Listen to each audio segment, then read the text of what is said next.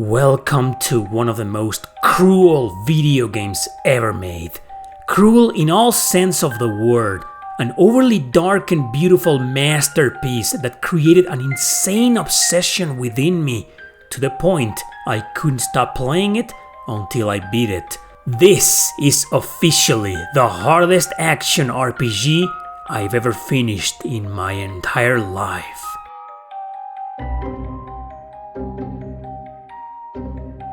Enter Lilies is the brainstorm of Keisuke Okabe, who took the role of writer and director. The development, however, was in charge of two small studios called AdGlobe and Livewire. The game was published by Binary Haze Interactive, a company established by Resident Evil and Devil May Cry veteran Hiroyuki Kobayashi. Okabe, Kobayashi, and the same studio will go on to develop another criminally underrated JRPG that I've covered several times in the past, Redemption Reapers. But it all started with this little hidden gem that turned a small part of the gaming world upside down. It was released during the summer of 2021 on PS4, Switch, Steam, and Xbox consoles. The one that I played is the Switch version, and it works perfectly well. A sequel was released called Ender Magnolia, but I haven't played it.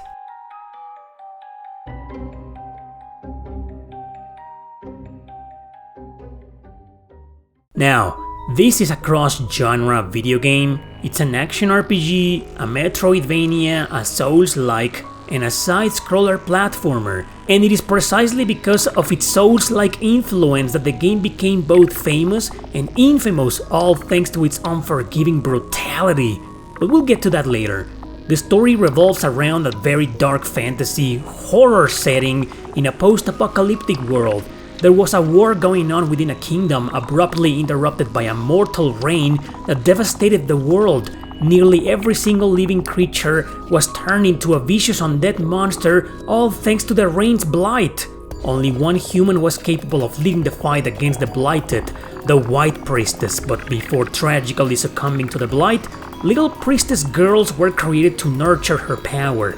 So, you play as the last surviving priestess known as Lily, accompanied by a spirit called the Umbral Knight. There isn't much of a story in this game, but it is quite plot-driven, although with barely any dialogue. Most of the narrative is told through notes and diaries Lily finds around, and this is how you slowly start making sense on what happened with the world, with Lily, and what you're supposed to do. And that is finding all the major people involved, like some of the knights who have been turned into undead creatures.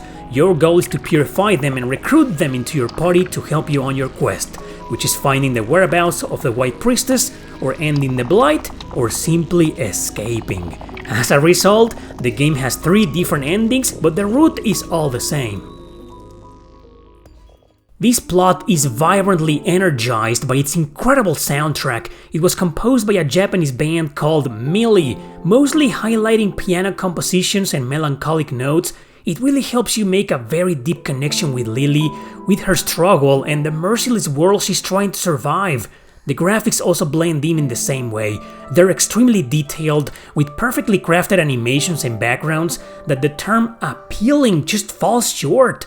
Despite most areas looking grim, dark, haunting, gritty, and just plain miserable, the designers found a way to impress almost every time. This is dark fantasy and horror visuals combined at their best.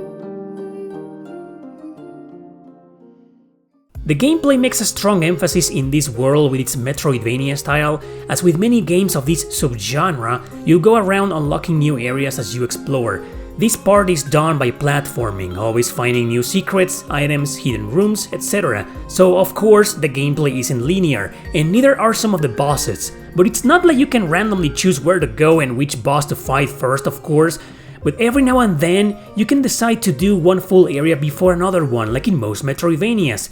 Controls feel very natural here, fast and responsive as you run, jump or dash around. Lily starts off with this pathetic dodge move, but as you advance, she'll learn new abilities and a better dodge, which is a dash. She will also learn eventually a double jump. But all abilities are unlocked after you defeat a major boss, or sometimes a regular boss. Obviously the former are story driven, but the other ones are completely optional, Every time you defeat one, you'll simply need to purify it to also recruit them, and when you do, you'll learn their abilities and they'll become spirits. Most are one specific attack you can use with your action buttons, others are summons. Summons like this raven here are some of the absolute best spirits in the entire game because you don't need to control them and act on their own. Regardless, most spirits have a limited amount of uses or attacks they can use.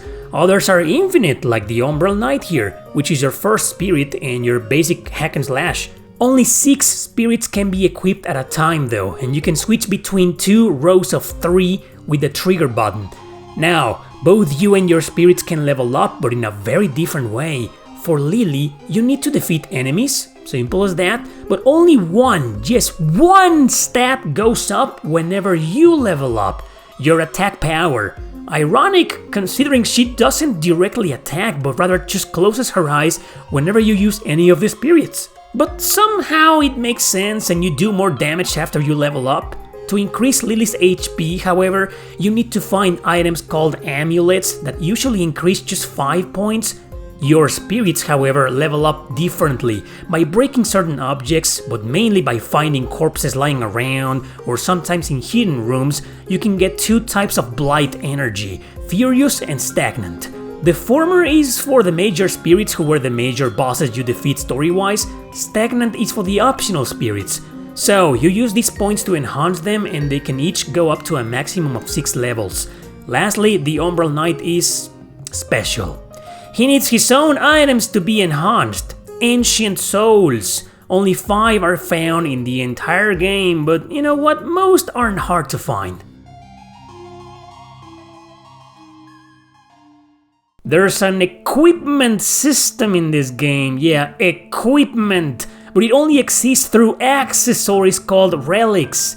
Lily has several gaps to equip them, but only 2 capacity slots at the beginning. Each relic requires a certain amount of slots. For example, if you have 2 relics that require 2 slots and Lily's capacity is only 3, you'll only be able to equip 1. How do you expand Lily's capacity slots? By finding items called Chain of Sorcery around, which increase it by 1. Some relics will increase her HP, others the attack, others reduce poison damage, etc. Others will also increase the amount of healing potions you can use. They're called prayers here and Lily takes a couple of seconds to use each, which leaves her vulnerable. That's where the difficulty comes into play, but before we get to that, I need to tell you something. If you haven't noticed by now, everything that I just explained to you points into one direction. The main core of the game, the exploration. I told you before that this is an insanely, and I mean insanely hard game that has way too many penalties, a bare bones equipment system, and a small leveling system, all to encourage, or rather force the player to explore every inch. To recruit as many spirits as possible, to reach or unlock hidden areas, and find as many relics as you can, or as many HP amulets, or as many chains of sorcery items. Simply by grinding in this game, you won't be able to get anywhere. Why is that? Because it's also a Souls-like game. One where you need to learn enemy patterns, especially the bosses, and trade extremely carefully. So on top of it all, to beat this game, you need to get good. I swear getting from one recipe to another can be straight up torture in this damn game for how cleverly designed the areas and the enemy behavior are. What are recipes, you ask? Your save and healing points. And the only places where you can change relics, spirits, fast travel and do enhancements. Oh yeah, it's not like you can change accessories or spirits whenever you want if you open the menu, no. But it is precisely because of all these penalties and difficulty forcing you to explore that the game becomes incredibly addicting to play. Though I'd like to point out that doing all this is almost impossible without the use of a guide or a good map screenshot showing where's pretty much everything here. The game will never tell you where to go or what to do. It'll only show a room or an area in brown color when you found everything. It's a very cryptic bastard, but as I said, an incredibly addicting one. Now, there are no difficulty settings here. Forget about an easy mode, and trust me, after fighting most of the first major bosses here, you'll be begging for one. The bosses are infuriatingly hardcore motherfuckers in this game, with 3 phases each. As you decrease their HP, they'll get into their second phase, becoming a bit more vicious, and then their third and final phase, which makes them absolutely ridiculous. Most of them will react immediately to your every action or bombard you with crazy ass bullet hell shenanigans. You'll die a hell of a lot in this game, sometimes 2 or 3 hits and you're dead. And if you stop at a bad spot or a bad time to heal, then that's it, you're also freaking dead. But yet another thing that makes it an addiction is that there is no penalty for dying. Every time you die, you're sent back to the save point, which is always one room before every major boss. And the best thing of it all, you don't lose anything at all if you die. Experience and blight stay with you, which is a characteristic of the Souls-like genre to make up for its abominable difficulty. If you're quite skillful in 2D action RPGs and Souls-like RPGs, you'll probably beat the game in about 15 hours. But I'm guessing the large majority of you are just as bad as me or average, and will probably take you almost twice that. I'm not a completionist, but I ended up getting almost everything and exploring nearly every inch to find as many things as I could to make the bosses, especially the final boss, less brutal. Oh, right, especially because I wanted to get the true ending, which as you may have imagined, is the hardest to achieve. Yeah, sadly, it's one of those games with a true ending bullshit mechanic. I easily did a 90% run with this game and ended up with a 25-hour playtime mark. I rage quit at least 3 times, each with a different boss, unwilling to go back to it. Like this guy here, for example. On each occasion, I promised myself that I was done with this game, but 1 or 2 days later, I was back, trying again. I got obsessed with it. I couldn't stop thinking about it. I'm not kidding when I say there were a couple of nights where I couldn't sleep because I kept thinking and trying to come up with a better strategy for this or that boss, or thinking on which spirits I should use instead. That's what this game did to me, man, and that's what it'll probably do to you. But it's all worth it. All to see that sweet little girl overcoming the most cruel and miserable goddamned world rotting around her. All those sick undead enemies and the many unfair bosses. The game has a way to make you feel guilty, convincing you to try again and again for her sake. You want her to succeed so bad, it's almost impossible to give up. I can't believe a type of game I usually have no patience for nowadays pulled me in and dragged me back again and again and again until I beat it.